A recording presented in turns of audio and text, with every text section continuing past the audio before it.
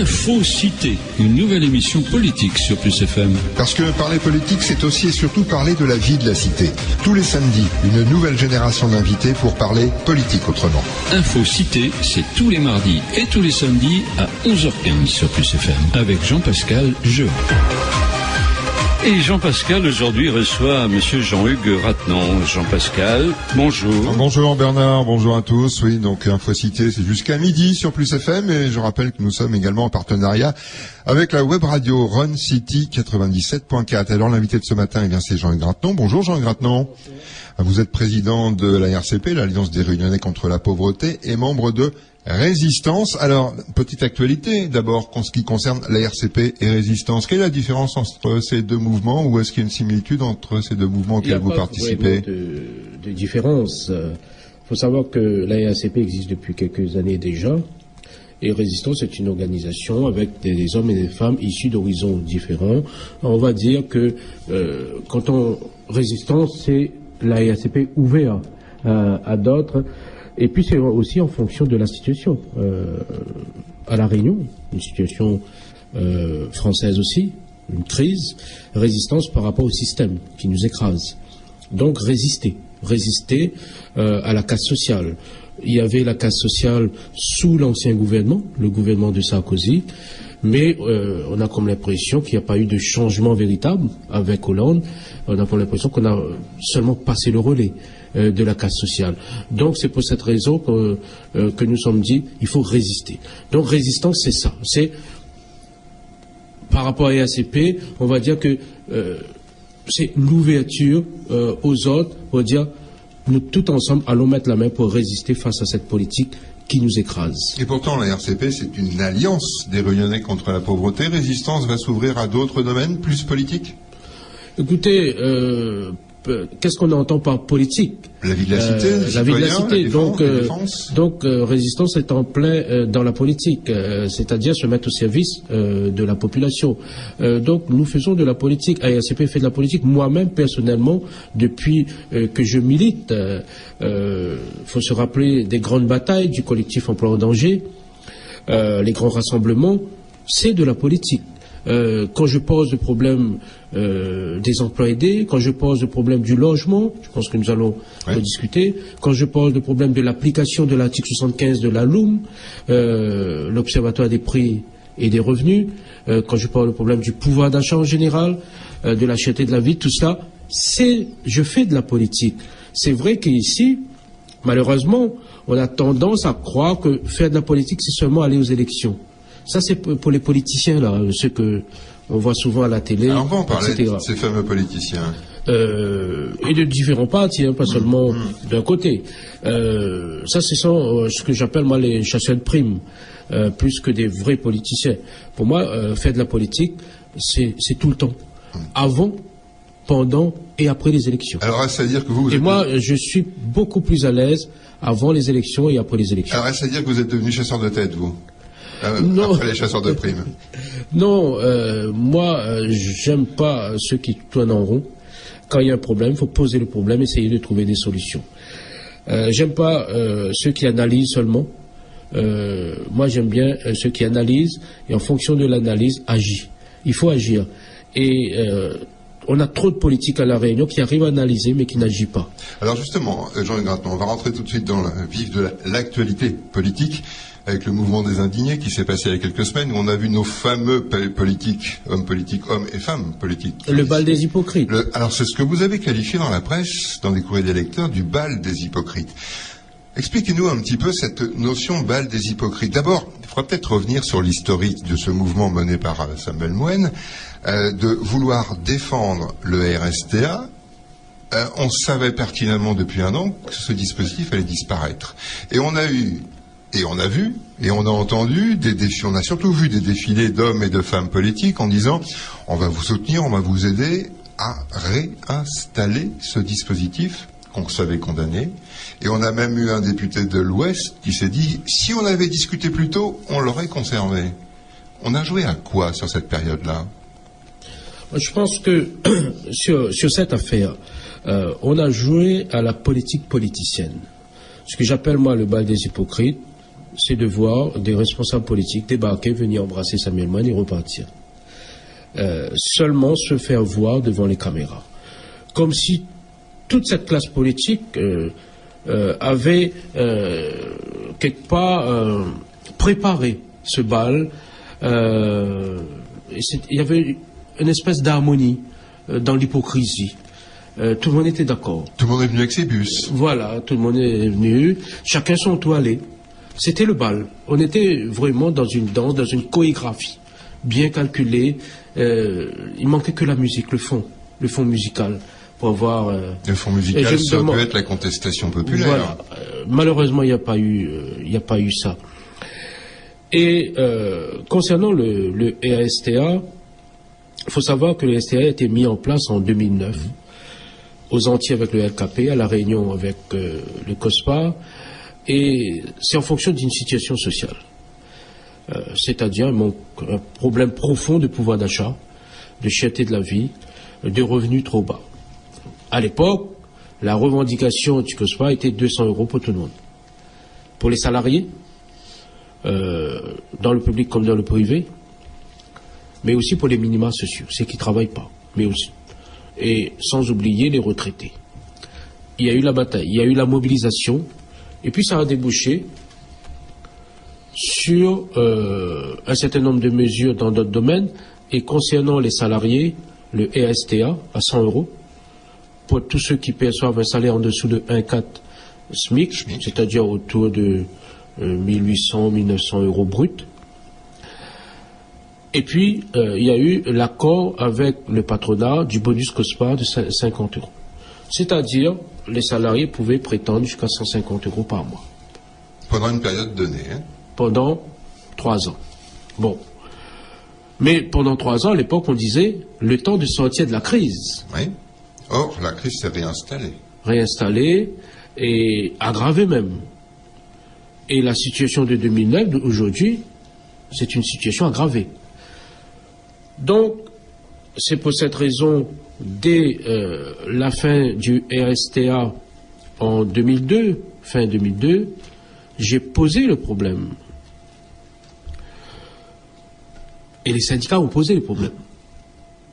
Il y a eu une campagne de pétition. Il y a eu la mobilisation, on va dire, médiatique, pas la mobilisation de rue. Ce que je regrette. Est-ce qu'on peut encore mobiliser aujourd'hui, comme vous avez mobilisé, vous, les syndicats, les mouvements sociaux et les syndicats en 2009 avec le COSPA? On a l'impression que ça devient de plus en plus compliqué. Est-ce que, finalement, la population se rend compte de l'état, de la situation dans laquelle ils sont? Je vous demande de mettre cette question de côté, j'arrive dessus. Ouais. Il y a, fin 2012, une mobilisation médiatique, une mobilisation à travers des pétitions aussi, et le gouvernement, ce gouvernement en place, décide de prolonger de 5-6 mois le RSTA. Donc ce qui était temporaire après 3 ans trouve une prolongation. Mais devient encore plus temporaire. Voilà, mais pourquoi 5 mois, pourquoi pas 5 ans? Est-ce qu'ils pensaient pouvoir sortir de la crise en 5 mois? Je ne pense pas. Ouais. Ou était-ce un cadeau, petit cadeau de 5 mois, une prolongation, le temps de démobiliser la population qui n'était pas forcément mobilisée dans la rue. Les acteurs d'ailleurs qui s'étaient mobilisés n'étaient pas non plus très unis à cette époque-là. Voilà. Et au bout des 5 mois, on repose le problème. Et là, ce qui est très important quand même, c'est que le ministre, M. Lurel, dit, écoutez, c'est comme ça, c'est la feuille de route que j'ai donnée aux syndicats, aux partenaires sociaux. C'est son discours. Et c'est à ce moment-là où on se dit, ça va être beaucoup plus compliqué pour la pérennisation, parce que le combat, c'est la pérennisation du RSTA. Il faut savoir quand même, il y a des mesures comme le remboursement de la dette sociale, CSG, etc. C'était quand même des mesures temporaires, devenues durables. Quand il s'agit de prendre l'argent chez les travailleurs, ce qui est temporaire devient durable. Mais quand il s'agit de donner aux travailleurs, ce qui est temporaire reste temporaire et devient encore plus temporaire. Et puis il y a le gouvernement reste très ferme dessus, ce que je regrette. Moi je considère cela comme un coup bas. aux plus pauvres, aux travailleurs pauvres. Certains disent ce que le gouvernement de droite a mis, le gouvernement de gauche a cassé. Moi, je dis ce que le peuple a arraché grâce à la mobilisation dans la rue, à un gouvernement de droite, un gouvernement de gauche, soi-disant, du côté du peuple, eh bien, supprime. Mais à la limite, on ne peut pas parler de suppression puisque c'était temporaire. Et le ministre Lurel dit, écoutez, c'était temporaire, le gouvernement a donné une durée de vie à ce dispositif, nous on fait qu'appliquer. Mais vous êtes au pouvoir. Ce que l'homme a fait, l'homme peut défaire. Et donc, ce gouvernement a tous les pouvoirs pour pérenniser ce dispositif, voire à le prolonger le temps de sortir de la crise, sans donner de date. Sans donner de durée. Mais là, c'est joué avec le feu, Jean-Yves Gratton, puisque depuis 48 heures, on assiste dans les médias nationaux à une campagne de communication et d'information sur le fait que le PIB est en train de redevenir un petit peu meilleur en ce qui concerne l'économie française. Donc là, on va jouer avec le feu, puisqu'on on peut déjà préconiser les arguments du gouvernement sur une pérennisation, en disant, mais de toute façon, nous, ça y est, l'économie repart, on a les indices qui font que ça repart à la hausse. On commence à sentir les premières mesures qui vont donner l'impression de sortir de la crise. Il va falloir être convaincant. On sent qu'on est en train de sortir de la crise. Eh ben, écoutez, moi personnellement, non. Vous, personnellement, non. Et je pense que d'autres vont le sentir, puisque si on parle effectivement des revenus du RSTA, il faut savoir qu'il y a déjà, dès le mois de septembre, 100 € qui disparaissent. Oui. Des revenus. Ça, c'est demain. C'est fini. Ça, c'est dans quelques heures. Et à la fin de l'année, c'est le bonus COSPA qui disparaît aussi. Alors, justement, je reviens sur la question que je vous ai posée tout à l'heure et que vous avez voulu mettre entre parenthèses. Est-ce qu'on peut encore mobiliser avec la même ampleur, voire plus? Parce que la situation ne s'est pas plus arrangée. Est-ce que la population attend une mobilisation? Est-ce que la population souhaite une mobilisation? Alors, comment on peut le savoir? On organise un référendum? Qu'est-ce qu'on fait? Parce que l'idée du mouvement initié par les indignés de Samuel Moine, c'était ça. C'était de vouloir faire un électrochoc auprès de la population pour savoir si elle était consciente de la situation dans laquelle cette population vivait et évoluait. Et est-ce qu'elle était prête à se mobiliser? À mon avis, il suffit d'être dans la population et de le sentir. Si on reste dans un bureau, on ne peut pas le savoir. Moi, je suis convaincu que la population attend une mobilisation. La population rayonnaise attend une mobilisation, mais à une condition que les choses sont claires. C'est-à-dire, quelle revendication? Pour commencer où et pour aller vers où? On commence où et on part vers où? Et puis, l'unité des forces, ce qu'on appelle les forces vives, mais pas le bal des hypocrites. Quelle est la responsabilité des syndicats? Il faut se poser la question. Quelle responsabilité? Je pense que le fonctionnement de la société est clair. Que souhaitent les syndicats? Que souhaitent les représentants de chômeurs? Parce qu'il y a ça aussi, il y a ceux qui travaillent et ceux qui ne travaillent pas. J'arrive dessus. Comment on organise les demandeurs d'emploi? Comment on organise la population non syndiquée? Que souhaitent les organisations politiques? Est-ce que c'est continuer dans le registre bal des hypocrites, ou bien à un moment donné poser clairement la situation? Moi j'avais dit, pourquoi les 24 maires ne déposent pas l'écharpe à la préfecture de La Réunion? Démission en bloc. Démission en bloc pour dire notre jeunesse ne peut pas rester dans cette situation. Notre population ne peut pas rester dans cette situation. Moi, j'aime bien, les larmes de crocodile, les balles des hypocrites. Mais moi, je veux voir clairement les choses. Est-ce que vous êtes en mesure de démissionner, de poser votre écharpe à la préfecture parce que vous aimez la population? Ça, est-ce que c'est une proposition qui leur a été faite clairement? Moi, je pense que j'ai dit ça à un moment donné. Et les réponses, pour l'instant, il n'y en a aucune. Je n'ai pas entendu de réponse. Je pense que même certains ont pris l'avion pour ne pas être présents. Jean-Hugues Ratenon, donc président de la RCP, on revient avec vous dans quelques instants. Info-Cité, une nouvelle émission politique sur Plus FM. Parce que parler politique, c'est aussi et surtout parler de la vie de la cité. Tous les samedis, une nouvelle génération d'invités pour parler politique autrement. Info-Cité, c'est tous les mardis et tous les samedis à 11h15 sur Plus FM, avec Jean-Pascal Jeu. Jean-Pascal et son invité, Monsieur Ratenon. Voilà, donc Info-Cité jusqu'à midi sur Plus FM, en partenariat également avec la web radio Run City 97.4. L'invité de ce matin, Jean-Hugues Ratenon. Bonjour.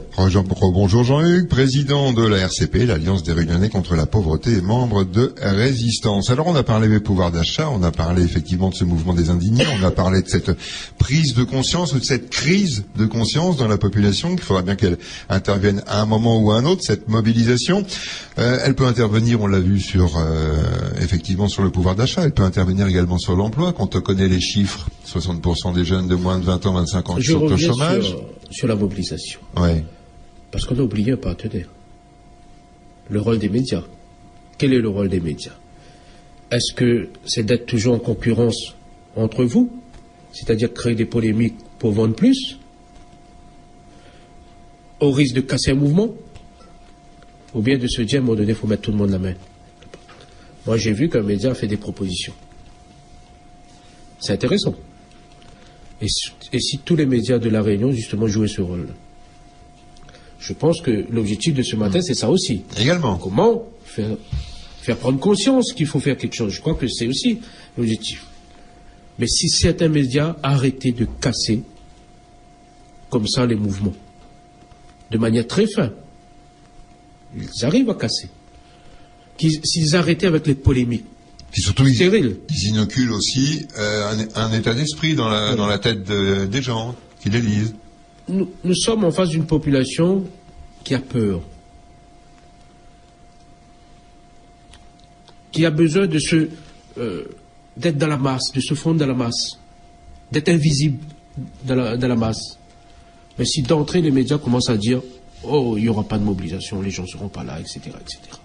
Mais vous brisez la mobilisation. Bien sûr. Vous cassez la mobilisation. C'est ce qui s'est passé un peu avec le mouvement des indignés. Si vous commencez à accuser un tel, vous cassez la mobilisation. Alors qu'à la limite, je vais dire un gros mot, c'est pas mon habitude. À la limite, on s'en fout de la vie privée d'un tel. C'est son problème. Ce qui compte, c'est qu'est-ce qu'il porte. Il porte quoi comme revendication? On parlait de Samuel Moine tout à l'heure. Moi, je ne suis pas d'accord sur tout, moi, avec lui.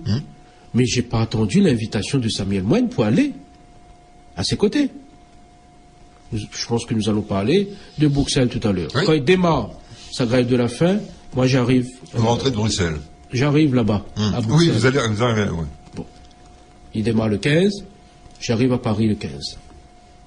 Je prends l'avion le 14. Mais je n'ai pas attendu que Samuel Moine m'invite. À la limite, j'ai oublié Samuel Moine. Je me suis dit, il pose quoi comme problème? Quel est le problème posé? Le problème posé, c'est le problème du pouvoir d'achat des travailleurs pauvres. À partir de là, pour moi, ça me suffit. Et je me dis, si le peuple s'engouffre là-dedans, la bataille commence à être gagnée. On va revenir sur, vous avez fait allusion à Bruxelles, on va en parler effectivement, mais je veux qu'on continue sur, écoutez, après le pouvoir d'achat, l'emploi, parce que si on n'a pas de travail, effectivement on n'a pas de revenus, on ne participe pas au développement de l'économie locale, de la société. On connaît les chiffres, hein, on peut les rappeler brièvement, mais aujourd'hui, il y a aussi, parmi les chiffres négatifs, des demandeurs d'emploi, et notamment du chômage qui touche les jeunes. Il y a aussi un chiffre qui est important, c'est qu'aujourd'hui, on est dans une économie insulaire où on a quand même, et là il faut le savoir, 80% du tissu économique qui est constitué d'auto-entrepreneurs ou de très petites entreprises. C'est-à-dire que les gens, d'abord, pensent à se sauver économiquement ou à porter un projet.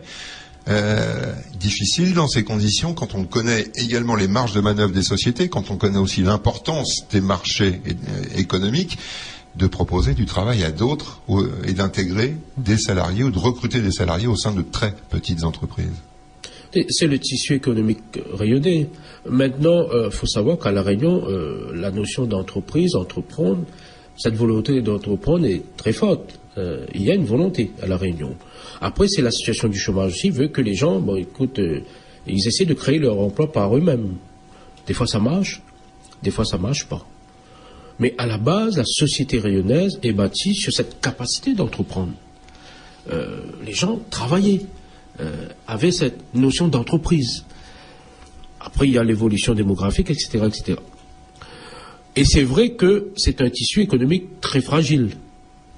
Il n'y a pas de grandes industries à La Réunion. Il n'y a pas de grands groupes qui embauchent énormément. Et d'ailleurs, on vérifie très facilement en constatant que les plus grands employeurs, ce sont les collectivités. Qui embauchent et qui font vivre un tiers des travailleurs dans les DOM. Voilà. Donc c'est énorme. Ouais. Et puis il y a le tissu associatif. Vous avez dans certaines collectivités, certaines villes, communes, deuxième employeur après la mairie, c'est l'association. Ça pose un problème. En même temps, on se dit c'est intéressant parce qu'on arrive à insérer les gens, mais en même temps, ça pose un problème d'économie durable. Oui, puis souvent les associations sont dépendantes aussi des pouvoirs politiques, en termes de subventions. Très souvent, la plupart du temps, à 97%. Bon. Donc comment faire? Je pense que, et c'est là où est le rôle du politique. C'est quelle réflexion par rapport à notre société? Quels sont nos besoins? Et comment on doit créer les conditions pour? Maintenant, est-ce que c'est trop tard ou c'est pas trop tard? Moi, je ne sais pas. Mais avec moi, c'est jamais trop tard. De toute façon. Parce que sinon, ça voudrait dire qu'on reste comme ça, un peu entre guillemets, sous perfusion, toute notre vie. Quand je dis toute notre vie, c'est la vie de notre pays. À mon avis, il faut redéfinir le rôle des entreprises. C'est quoi entreprendre à La Réunion? C'est comment, à mon sens, définir une orientation en matière d'entreprise, mais où est posé à la base, c'est l'humain, d'abord. Comment on redistribue les richesses?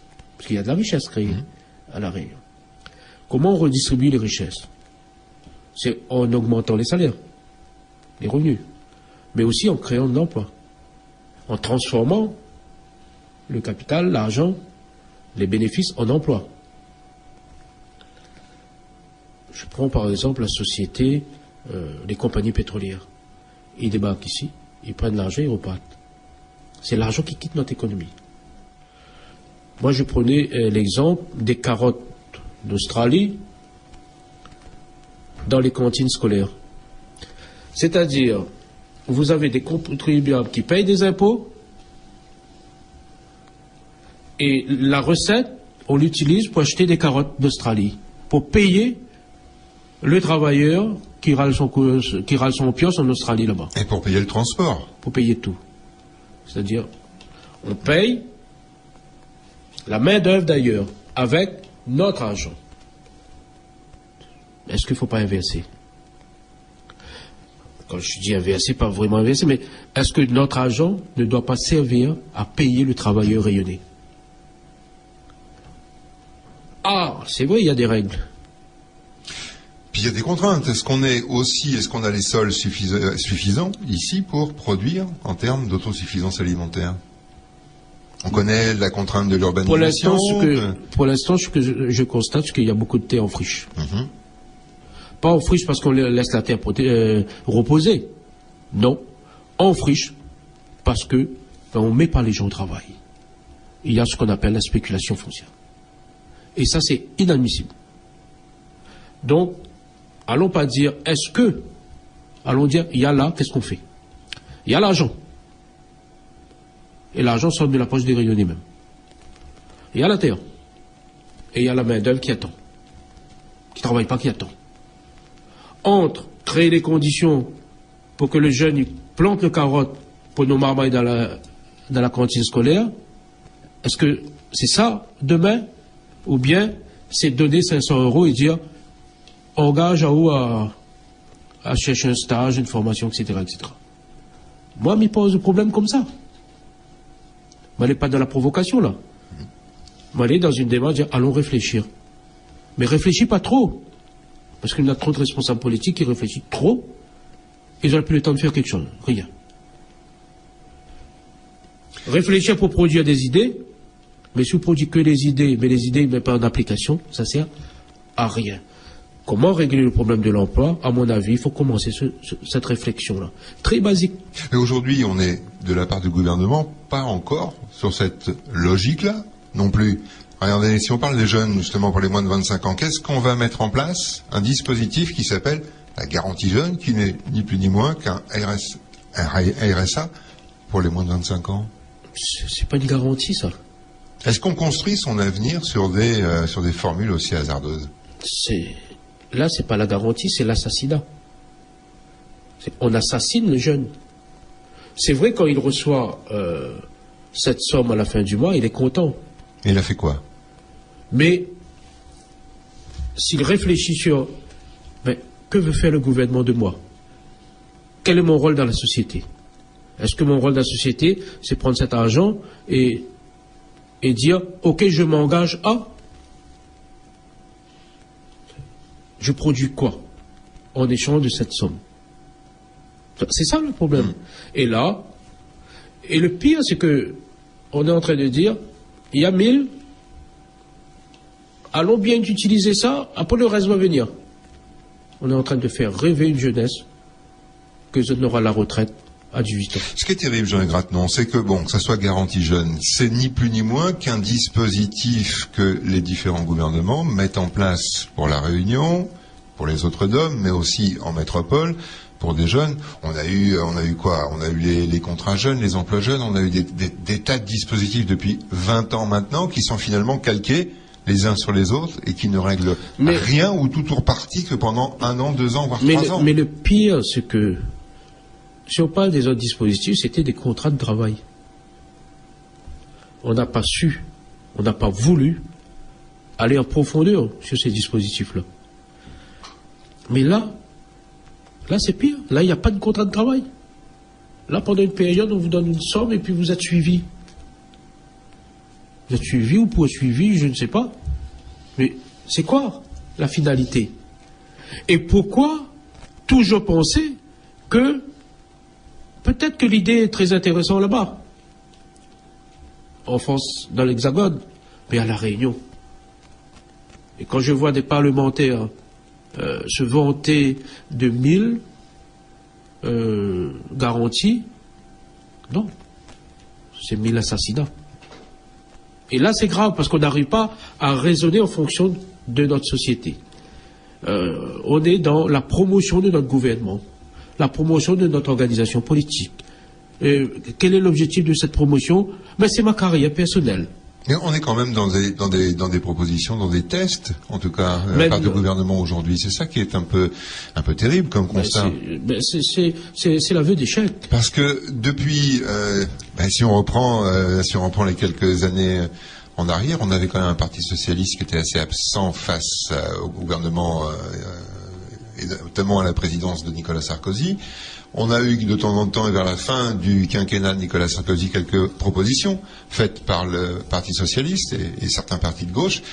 Et aujourd'hui, qu'est-ce qui s'est passé? D'abord, il s'est passé les élections présidentielles, dissensions idéologiques entre les uns et les autres, puisque les uns, unis au moment de la présidentielle, se sont séparés à l'issue de la présidentielle, chacun dans son camp. Tout le monde se regarde en chien de faïence? À mon sens, il y a un fond idéologique, mais il y a surtout une stratégie personnelle. C'est la stratégie des hommes pour le pouvoir.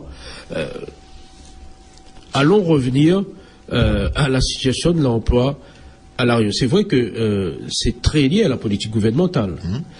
Mais en même temps, c'est comment faire. Moi, c'est simple. Aujourd'hui, la solution n'est plus dans la main des politiques. C'est fini. C'est fini. Ils vont essayer de gratter un peu de temps en temps pour assurer leur carrière personnelle ou la carrière de leurs proches, essayer de lâcher un petit truc. Mais il suffit de réfléchir pour voir que c'est... Non, c'est pas la solution. Pour moi, la solution est dans la main de la population. Que souhaite la population? Donc on revient sur les principes de mobilisation. La mobilisation sur un projet. Un projet clair. Est-ce que vous ne sentez pas dans ce phénomène de peu de mobilisation, que dans la population, justement, il y a tellement de problèmes qui sont aujourd'hui identifiés c'est un problème de visibilité. Qu'elle est saturée par ces problèmes, voire même étouffée. La population est saturée, oui. Bon, il y a le problème personnel, il y a tout cela, et puis les gens ont aussi cette envie de voir la solution tout de suite, et c'est un peu normal. Et puis il y a trop d'infos d'intox. Ils n'arrivent pas à se situer, ils n'arrivent pas à avoir une visibilité. C'est pour cette raison, à mon sens, il faudrait, si cette classe politique, et je le dis très clairement, souhaite vraiment l'avenir de la Réunion, veut sauver la Réunion, un pays qui est en train de mourir. La Réunion est en train de mourir, économiquement, socialement. S'ils souhaitent véritablement, à la limite, s'ils oublient un instant leur carrière et ils pensent à leurs enfants et aux générations futures, c'est de dire, allons faire une pause, allons mettre sur papier un projet, allons consulter la population, allons véritablement dans cette démocratie participative, pas pour les élections, mais pour l'émergence d'un projet, allons mettre tout ça là, allons dire c'est le projet de la population. Je regrette non. Sinon, la pause. Voilà, on va faire une pause et on va retrouver quelques temps. Info Cité, une nouvelle émission politique sur Plus FM. Parce que parler politique, c'est aussi et surtout parler de la vie de la cité. Tous les samedis, une nouvelle génération d'invités pour parler politique autrement. Info Cité, c'est tous les mardis et tous les samedis à 11h15 sur Plus FM avec Jean-Pascal Jean. Et nous sommes samedi, en plein dans cette émission, Jean-Pascal et Jean-Hugues Ratneau. Voilà, et donc nous sommes ensemble jusqu'à midi Info Cité sur Plus FM, en partenariat, je le rappelle, avec la web radio Run City 97.4. Donc notre invité ce matin, c'est Jean-Hugues Ratneau, président de la RCP, Alliance des Réunionnais contre la pauvreté. Depuis une bonne demi-heure maintenant, Jean-Hugues Ratneau, on se rend compte et on parle surtout de mobilisation. On va en parler encore un petit moment parce que pendant la pause, vous m'avez lâché un terme qui, moi, m'interpelle.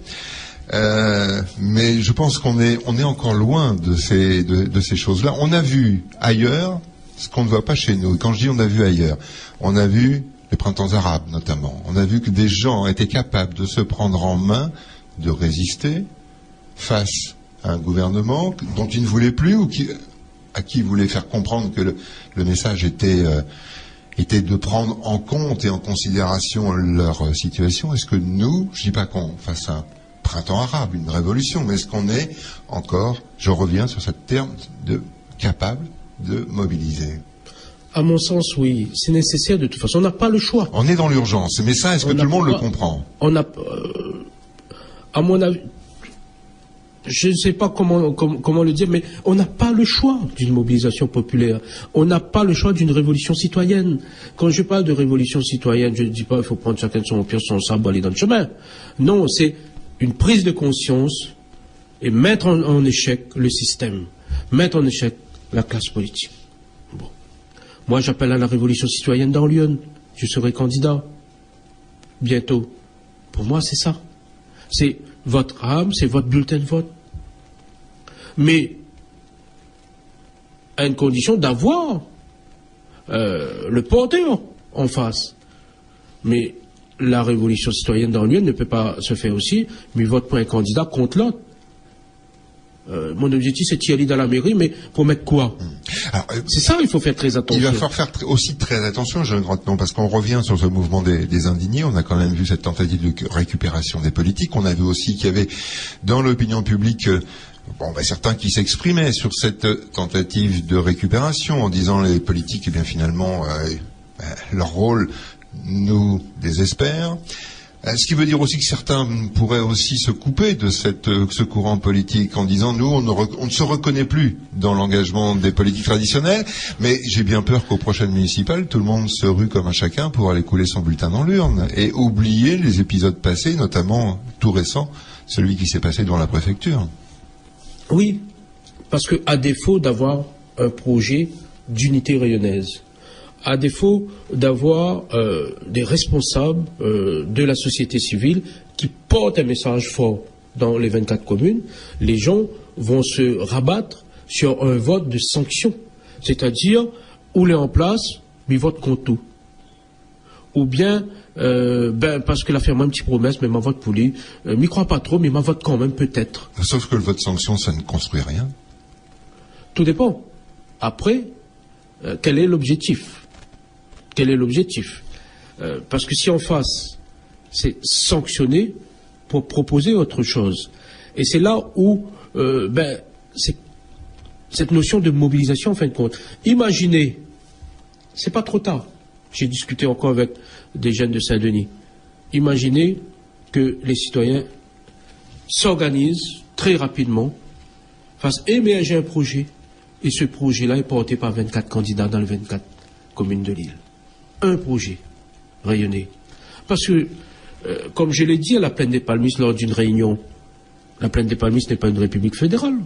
On ne vote pas des lois à la Plaine des Palmistes. On est inscrit dans une logique rayonnaise, française, européenne. Donc, quel que soit l'endroit, moi ça me fait rigoler de voir les élections cantonales par exemple, alors que tout ce monde-là vont siéger au Conseil général, eh bien vous avez 200 candidats, 200 projets. C'est complètement débile. Mais le plus grave, des candidats issus d'une même organisation politique ont chacun leur projet. Mais c'est prendre les rayonnés pour des imbéciles. C'est tout simplement la soif du pouvoir, non? C'est sûrement ça. Et à l'échelle d'une commune, il peut y avoir des spécificités dans telle commune.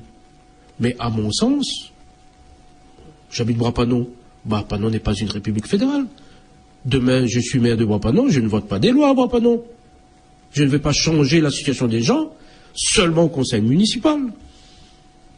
Il faut que ça s'inscrit dans une logique rayonnaise pour peser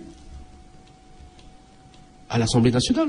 Alors, est-ce que c'est cette logique rayonnaise, Jean-Hugues Rattenant, que vous êtes allé présenter, défendre à Bruxelles? Et notamment en rencontrant, alors là, moi j'ai une question, le député rayonnais, Younous Omarjee, qui est député européen, mais est-ce que c'était pas plus facile de le rencontrer à La Réunion? Beaucoup plus facile. Et ça coûte moins cher. Mais le message n'était pas porté de la même manière. Mais bien sûr, je pense que quand vous me posez cette question, vous avez bien compris le sens. Si je le rencontre à La Réunion, c'est un bref dans la presse. Et c'est vrai que ça coûte beaucoup moins cher, ça coûte 5 € pour sortir de Bras-Panon, venir sur Saint-Denis le rencontrer. Et s'il paye mon repas, ça coûte 15 € de plus. Alors que là, ça a coûté 2-3 000 € pour partir.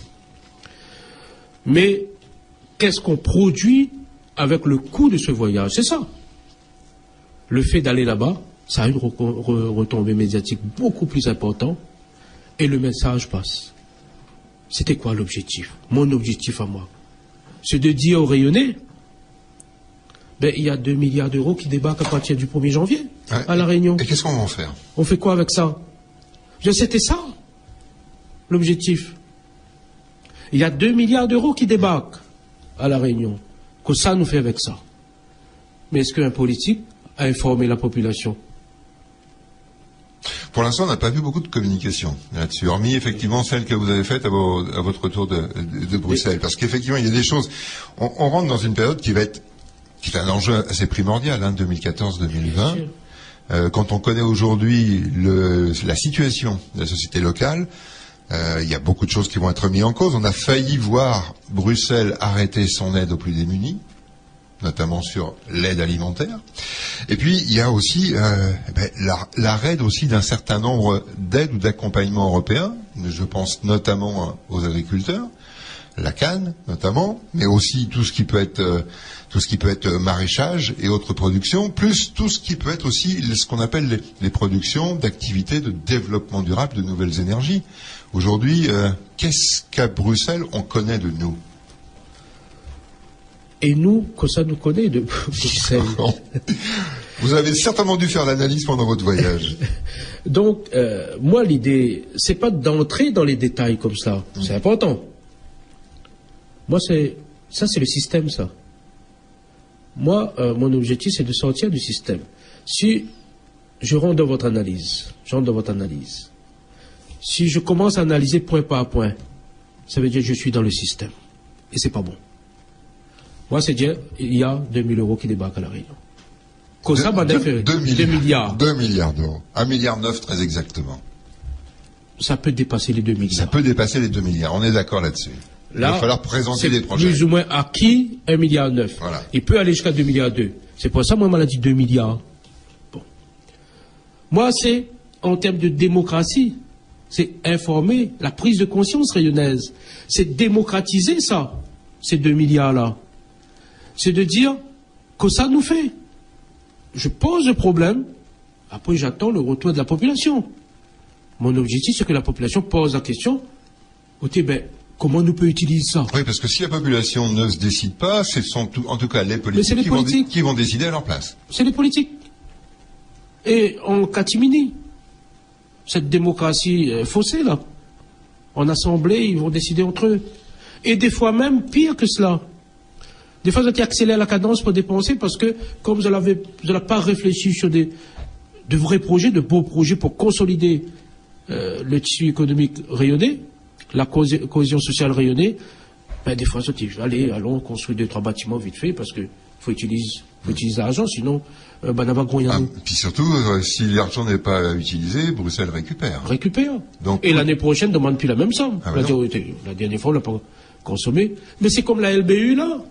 Il y a un problème de logement à La Réunion. Je rappelle, la ligne budgétaire unique pour le logement. Il y a un problème de logement à La Réunion. Ben, tout le monde y dit. De logement, d'accession au logement, mais aussi de logement insalubre, de rénovation, de remise en état des logements. Est-ce que vous pensez que la LBU est utilisée totalement à La Réunion? Non. Il n'y a qu'à voir la longueur des listes d'attente, hein? Non, ça va repartir. Ça, c'est la responsabilité de cette classe politique-là. Moi, partir à Bruxelles, c'est ça. C'est mon voyage. Bon, non, mais moi, c'était l'anecdote sur laquelle je vous chahutais parce qu'effectivement, c'est très important de le dire. Vous avez été un petit peu titillé par rapport à ça dans d'autres médias en disant mais pourquoi finalement aller là-bas alors que l'idée c'était effectivement. Mais ils savent très bien. Oui, mais pourquoi? Ou n'est pas plus intelligent que autres, ou l'intelligent comme autres. Pourquoi? Ou l'a compris. Pourquoi le sens. Ne pas l'avoir mis en avant?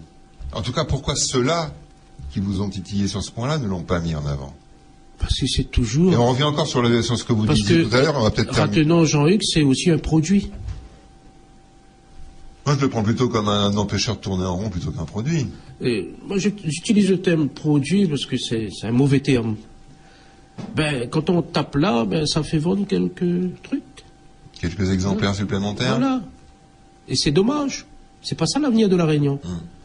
Alors qu'ils ont très bien compris mon orientation et le sens. Là, par exemple, est-ce qu'on en parle du problème de l'eau à La Réunion? De la potabilité de l'eau? Ouais. Non, on n'en parle pas. Il y a un gros souci à La Réunion. Qu'est-ce que notre classe politique attend pour un grand projet de potabilité de l'eau à La Réunion, financé par l'État et l'Europe? Et par les collectivités, c'est-à-dire par nous. Qu'est-ce qu'on attend? C'est la santé publique quand même. Mais pourquoi il y a autant de maladies précoces à La Réunion? Pourquoi il y a autant de dialysés?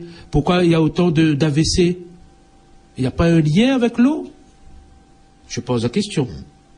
Mais vous avez déjà la réponse si vous abordez ce problème. Et bien sûr. Sauf qu'aujourd'hui, ce problème n'est mis à jour nulle part. Ou alors simplement entre spécialistes, c'est-à-dire pas porté à la connaissance du public.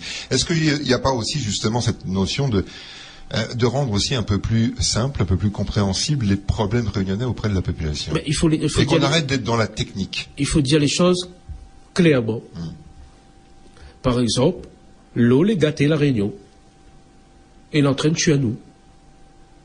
Mais il n'est pas gâté au point de tuer à nous tout d'un coup. Mais il réduit notre espérance de vie. Et il crée aussi des situations. La Réunion, on a 20 ans de retard sur la métropole en matière de conditions de vie. Pas d'espérance de vie, mais nous vieillit beaucoup plus mal qu'en métropole. Il suffit de voir, d'aller à la MDPH, Maison des handicapés, pour voir le nombre de personnes qui deviennent handicapées à cause de maladies précoces. Jean-Hugues Ratenon, en tout cas, merci d'avoir accepté cette invitation. Bon week-end, et puis on vous retrouvera également pour une prochaine émission. Monsieur derrière le micro là-bas. Voilà, c'est Bernard Collomb. Et puis je rappelle que vous pouvez retrouver l'émission bien en podcast audio sur le site web de Plus FM, mais également de Run City 97.4. Et on se retrouve mardi. Ce combat continue. Une nouvelle émission politique sur Plus FM. Parce que parler politique, c'est aussi et surtout parler de la vie de la cité. Tous les samedis, une nouvelle génération d'invités pour parler politique autrement. Info Cité, c'est tous les mardis et tous les samedis à 11h15 sur Plus FM avec Jean-Pascal Jean.